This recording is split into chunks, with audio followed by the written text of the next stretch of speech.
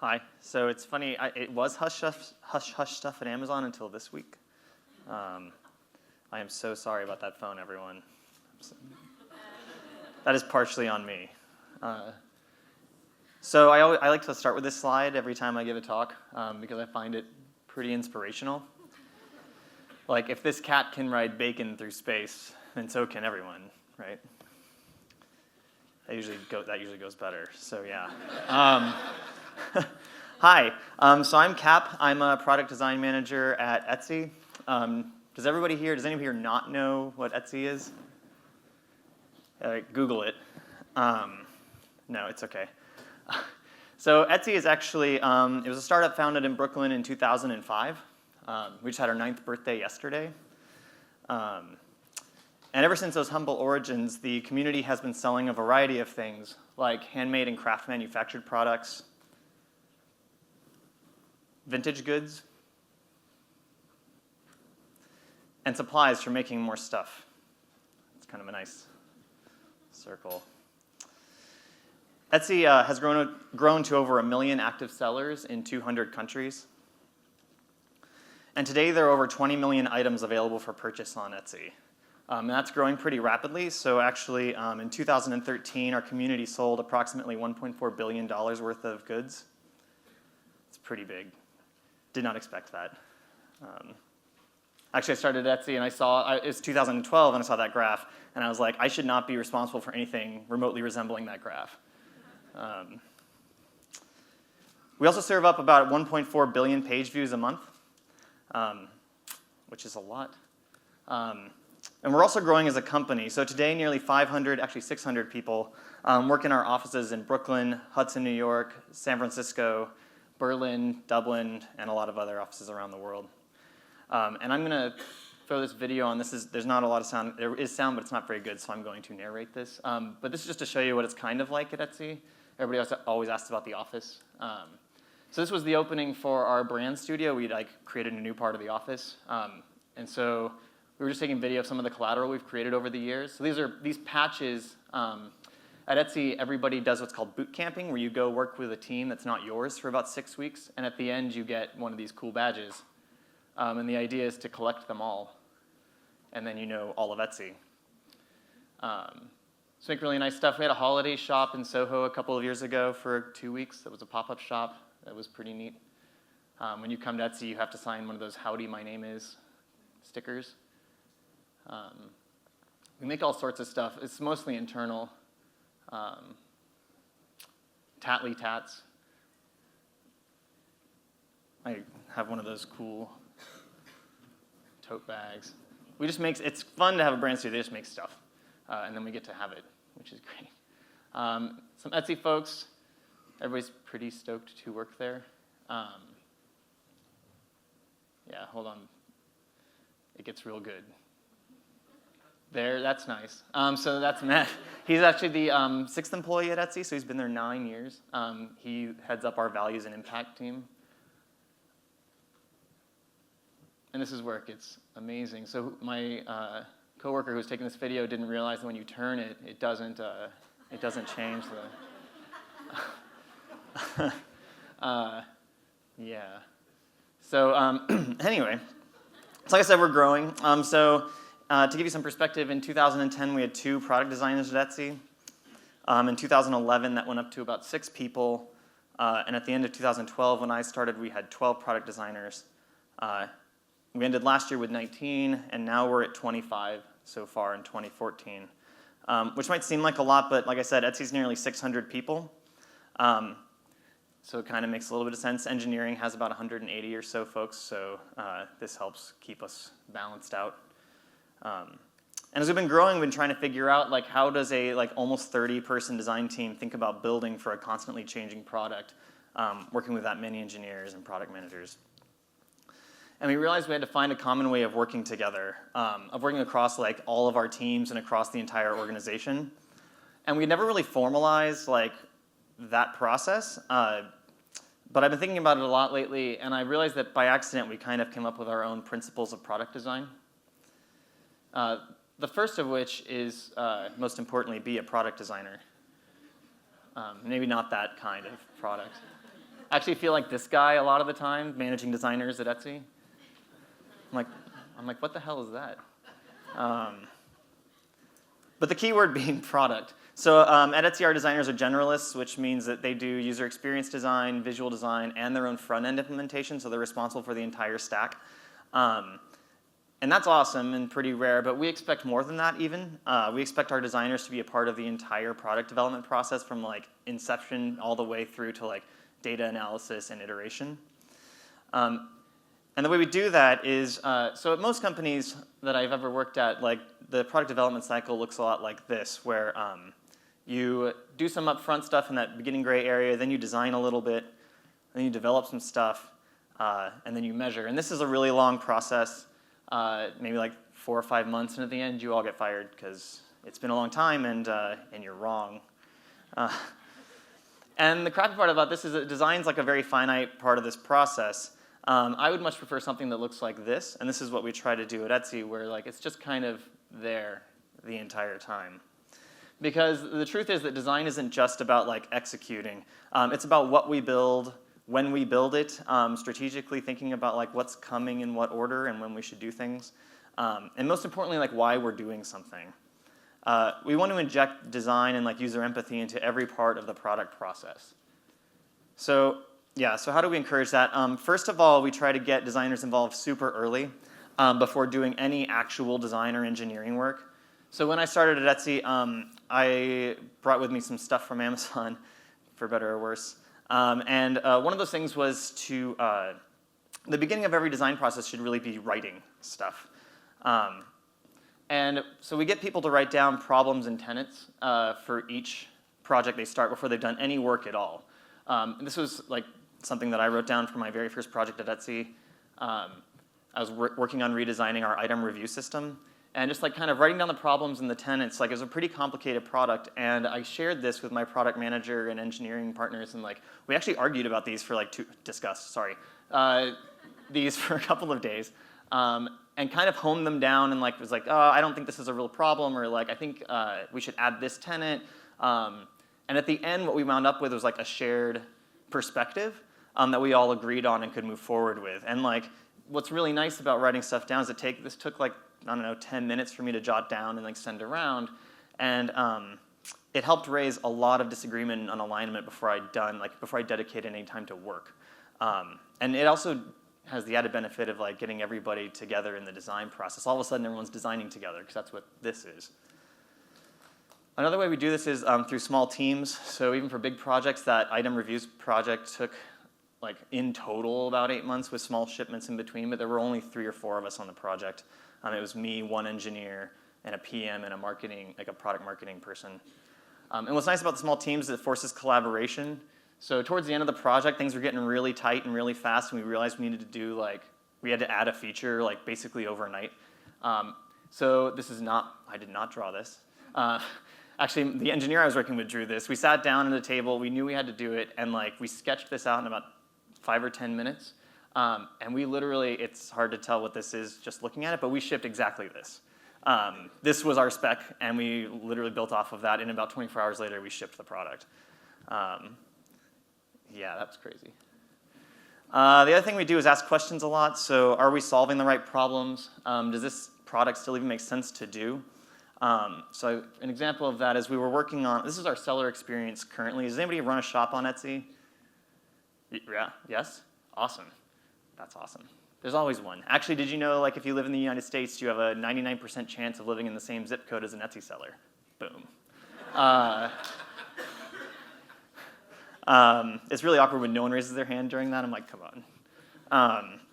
So this is our seller experience, and this left nav is like, so Etsy's 9 years old. We haven't really redesigned much of the site like in a big holistic way. We're starting to do that now, but like this is what people deal with now. This list of links on the left is the nav, and it's like 28 or 30 links long, which totally sucks. Like everybody at Etsy knows it. And someone was trying to figure out how to fix this, and so they were just trying to roll it up and like, oh, what if we just collapsed the whole thing? And like it was just real messy. And and finally we stopped and we're like, hey, should we be doing this? Like, it's like not gonna work just to collapse it down. This requires like a complete rethinking of like how all this stuff fits together and how we're presenting it.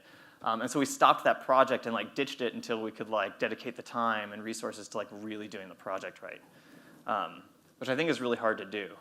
But it only happened because we kept asking ourselves like, should we keep doing this? So yeah, so like with that holistic approach in mind, like the second product design principle at Etsy is no silos. So as a small design team, like we're at a distinct advantage in a company this big. It's way easier to see across 25 people than it is to see across like 600 or 180. So individually, while we may be in our own product teams, we actually meet as a design team like a few times a week to like essentially trade information and like show work to each other and start to like connect those dots across this like constantly growing organization. Again, the benefit of a small team, and that won't last forever, but it's working pretty well for us right now. So not only are we able to easily like look across all of the Etsy product, but we kind of have to.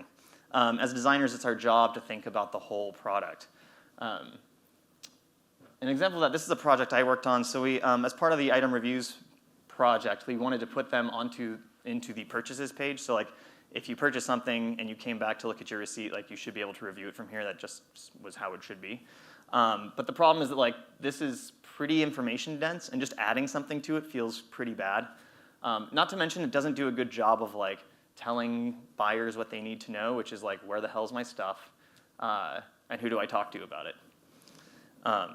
But the problem with redesigning this is like literally this page is the culmination of every single like feature ever invented on Etsy. So like gift cards, shipping labels, payments, wedding registry purchases, digital downloads, custom orders, all have logic in this page, and all like have different like ways they show up. So what I wound up doing, because I didn't build those features, is I went and was able to talk to every designer who'd ever touched that page, found out exactly like what they needed there, why they needed it, even found out when like they'd implemented something incorrectly, which was pretty fun. And yeah, so wound up going from this to something like this, which is a lot clearer, like way fewer features showing up, using design patterns from the more modern parts of our site. And this also allows people to focus again on those two things they care the most about, like tracking your package is like a gigantic button, and then like contacting the shop is also like a gigantic button. Because those are the two things people really come here to do. And the thing is, like, if I hadn't spoken to everybody, and if I just like stayed in my like little siloed team, I would have assumed a lot about like how this stuff works and why it was there, and I would have been wrong over and over and over. And I would have wasted a lot of my time and my team's time. And so communication across our teams is like super imperative, and we encourage all of our designers to be super transparent with each other, which leads me to the next principle, which is share.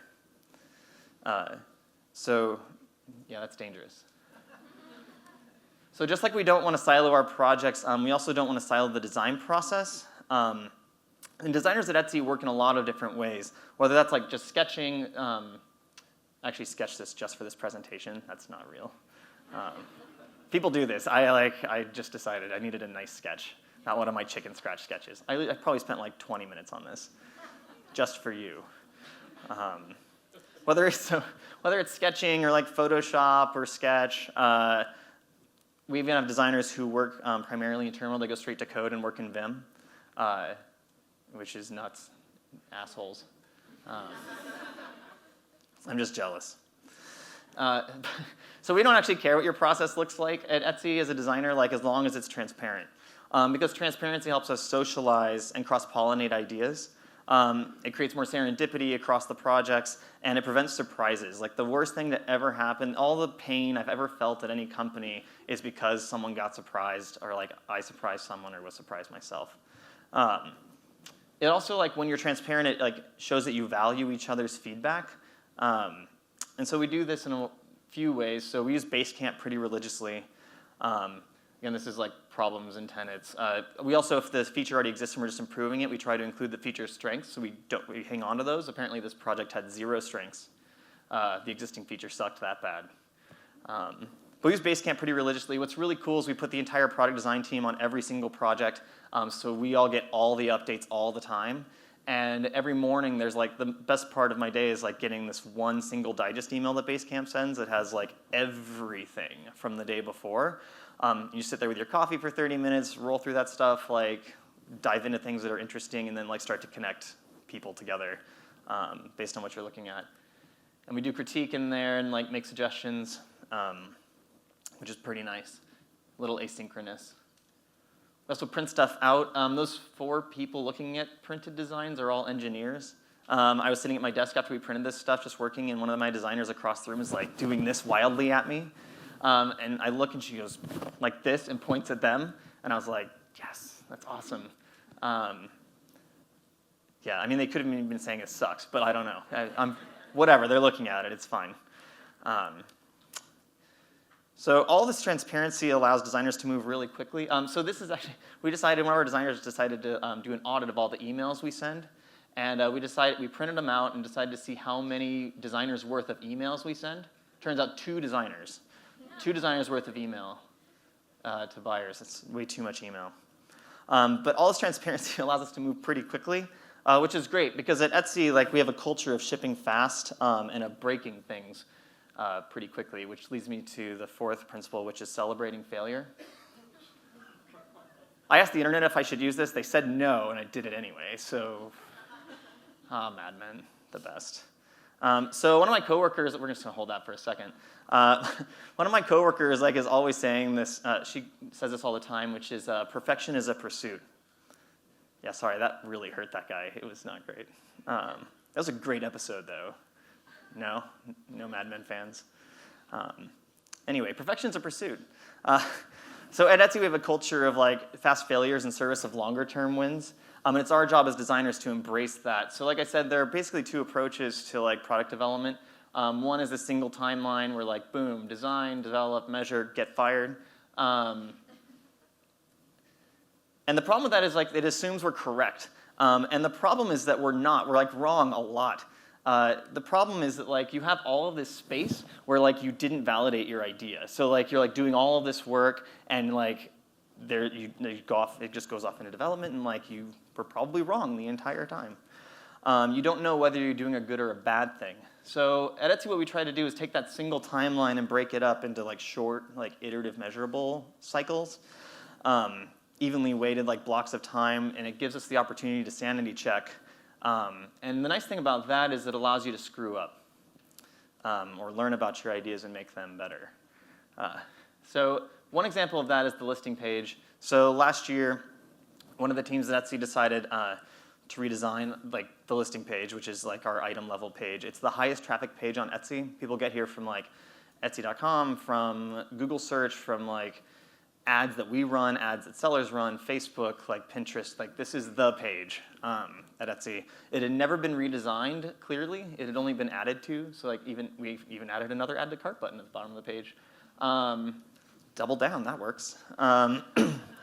That's a good design principle. Double it. The problem also is that like this doesn't really represent what Etsy is. So at Etsy, every quarter, everybody does a support rotation, and we go sit for like 3 or 4 hours with our support team and like go and like actually answer customer emails. So everybody at Etsy does this, and every time I'm on the support rotation, I would get these emails, and all it would say would be like, "Can I get that in blue?" I have no idea what they're talking about.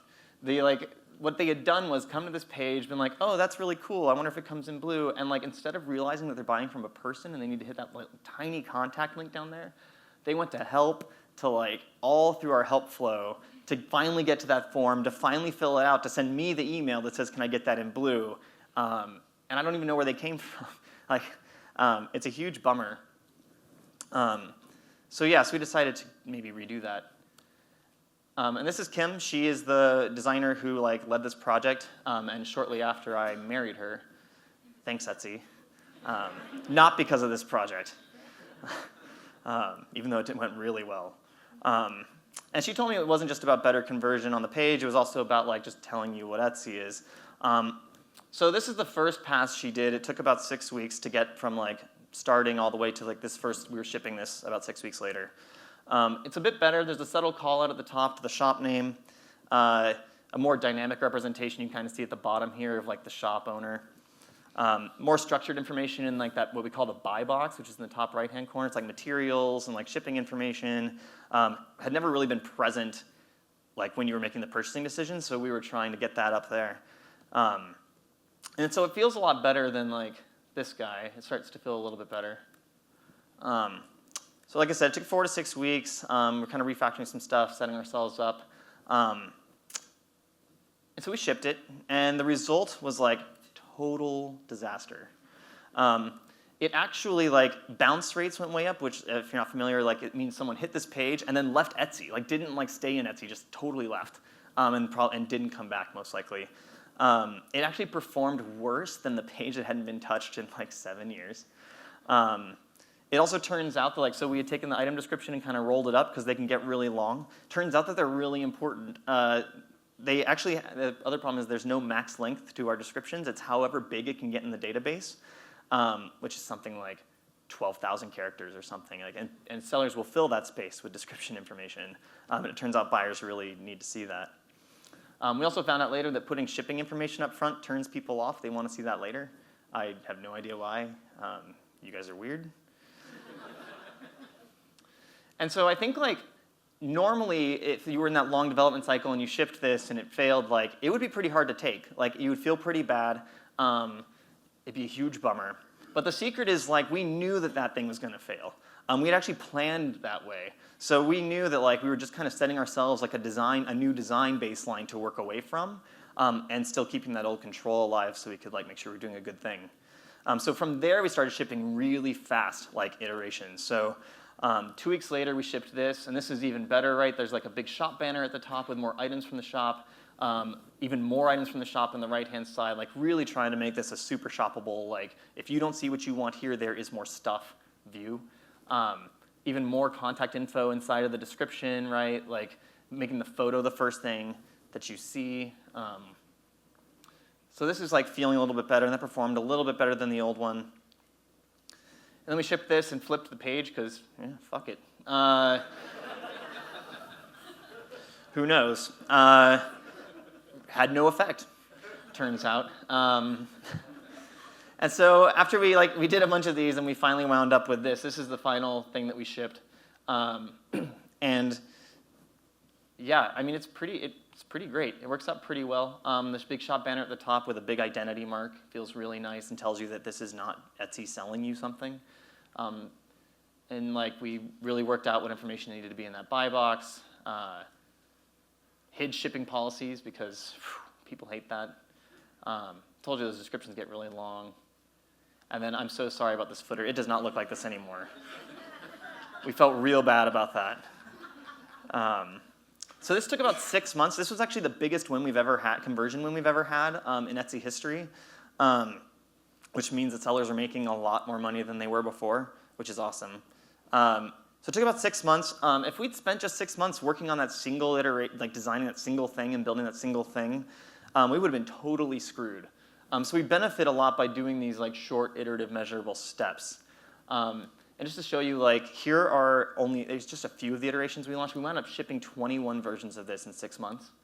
And some of these are like so subtly different, it's hard to tell. But we did all of these. And we were just shipping like so fast. So the secret, right, is just accepting that our designs are not perfect. And that really helps us because it helps us try riskier things and makes failure not just tolerable but desirable. You begin to want to fail because it's about learning and like making your stuff better and not just like winning right now.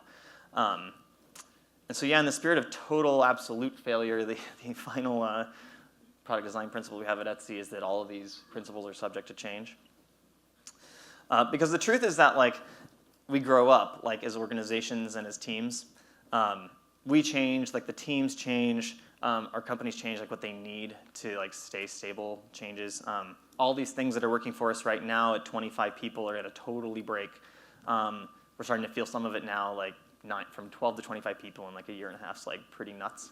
So some of the things we used to do just aren't working anymore, and we have to be able to like essentially iterate just like we would on the product and like be okay with like whatever we're doing not working anymore. The most important thing for us is to embrace like that impermanence and to be super flexible and to ship fast and break things and to learn. So yeah, figured I'd leave time for questions.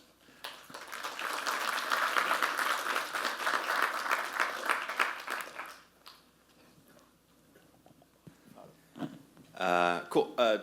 Two questions, kind of quick ones. The first is when you started talking about the redesigning the product page, you mentioned like one of our designers decided to do this. What's your process for figuring out like who owns that process for figuring out what you're going to design next and when you can do it? And then just to give you both of them at once, when you're testing something as major as like the product detail page, where's your threshold when you guys are pumping out, you know, doing your multivariate testing or doing different iterations of it? Like, when do you know, like, all right, fuck that, we got to try something else, like, this is no good? Yeah.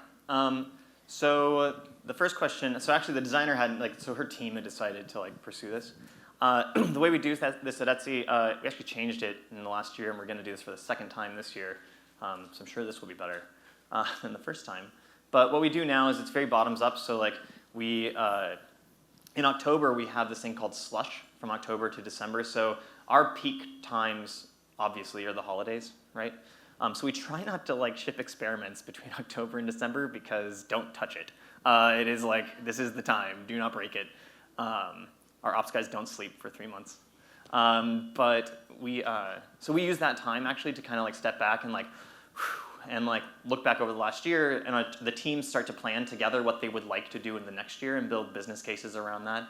And then essentially that just like gets presented to our like CEO, CFO, CTO, and like, I don't think we've ever been told no, because we're all pretty reasonable people and we're not trying to do totally insane things or things that aren't very impactful.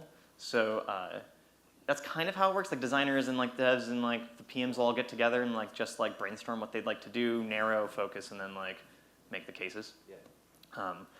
So then the way we know things aren't working. So we time box stuff. So the listing page thing, 6 months was like, we could have just kept going. I mean, like we probably will at some point just keep going on that, right? Because there's way more wins than what we got out of like even that one great release.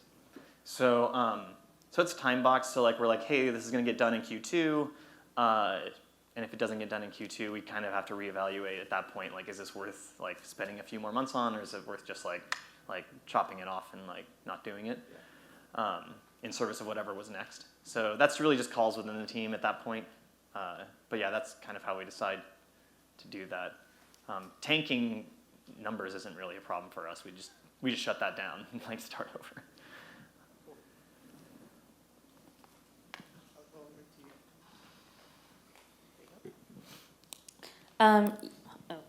You talked a little bit about working with product managers, and because product designers at Etsy, kind of own the whole process. How do you, I guess, define the difference between the roles of product designers and product managers at Etsy, and how do you facilitate the collaboration process? Sure. So I think just like product design is like involved in the whole process, like so are product management and engineering. Again, these teams are really small, so it's really hard for one person to go off into like a place and just like create a thing. So I mean, we try just to get everybody involved in the entire process all the way through, and it's fairly organic. I mean, we try to pair designers that, like, some designers are more product-y than others. Like, they think more product-y than other designers. And so, like, if you have a PM who maybe isn't that product-y, like, maybe you'd pair those two people. Same thing with engineers, like, product-y engineers versus, like, I just want to build it engineers. Like, that's totally fine. We just try to find those, like, balances in the teams so that, like, great work gets done. And sometimes it is, like, a super product designer, super product-y product manager, and a super product-y engineer.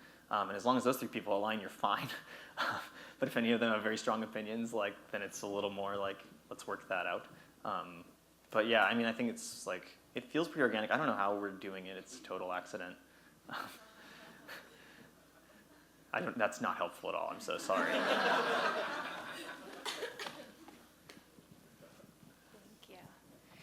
you. My question is about you talk a lot about measuring or failing, starting again. I'm just interested to know about your data and analytics team, or if it is the designers. It sounds like, again, all very organic, but how is that relationship? How many people all, Sure. So we have a data analyst team that's pretty big. I would guess, I want to say 12 people are on that team. And they build out, so all of Etsy's data stack is custom.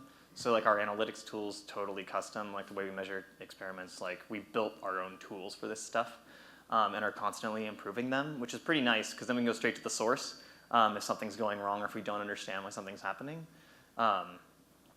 So it's pretty healthy. They have a data analyst assigned to each team. Okay. And actually, everybody has access to all of the data. So you can, if a designer knew how to run a SQL query, they could pull up whatever they needed to know on their own.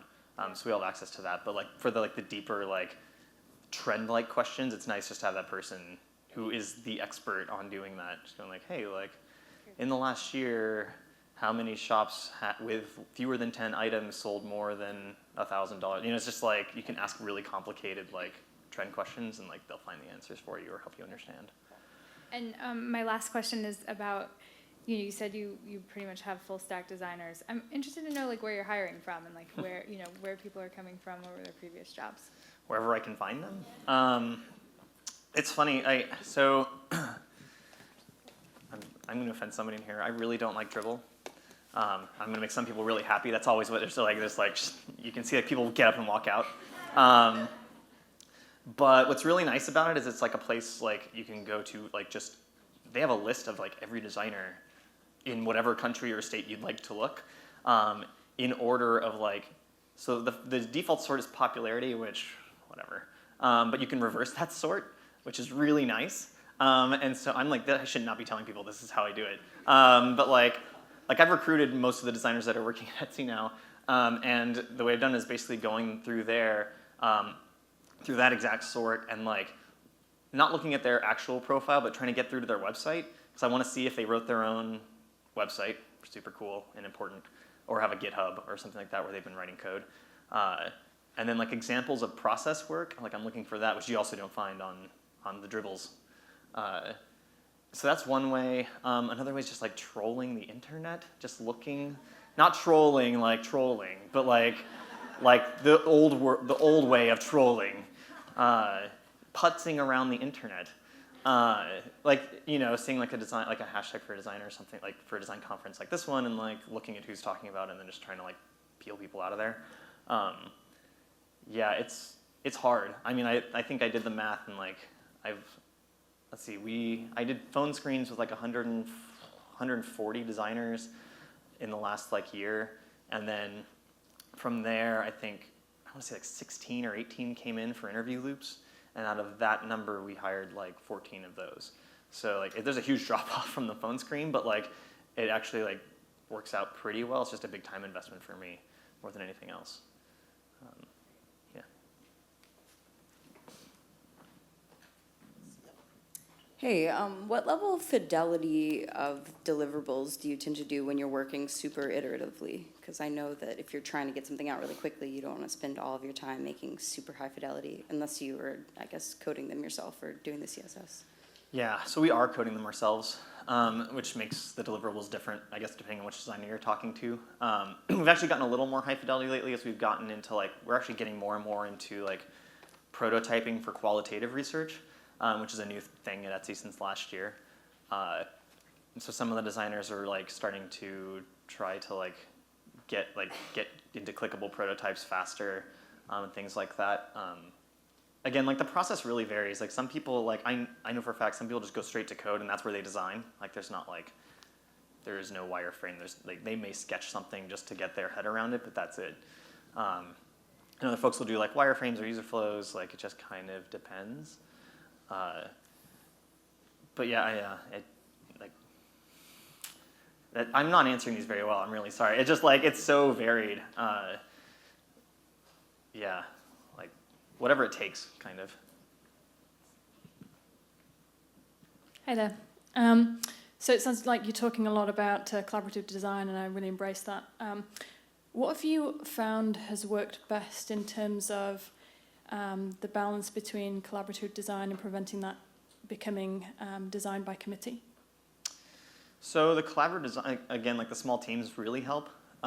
It's not, I mean, we're not like showing work. So at Amazon, what I had to do was show work to like my team, my director, like creative director, the director of product, the VP of product, the VP of some other stuff, and then Jeff, like to get it signed off on at all. And that becomes very design by committee after a while, because you're just trying to like navigate this like all these different personalities to get someone to go like this. But because the teams are really small and fairly autonomous, like there's no like formal review process for someone to like get something shipped. The transparency thing is super important for us, that just everybody knows what's going on and can like act on something if they need to. But I think, yeah, when you only have 3 or 4 people working on something, like the committee thing is really hard to like make happen because it is just so small, and the team is usually, again, like if you can get alignment on the team like in the early stages, then it's just like, it's gravy.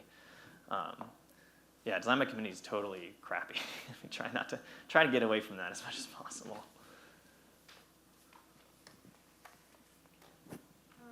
So on the second design, when you were mentioning that you guys did different versions of it, and then you had it up for maybe like 2 weeks, and you were like, oh, this is not working, we're gonna do another version.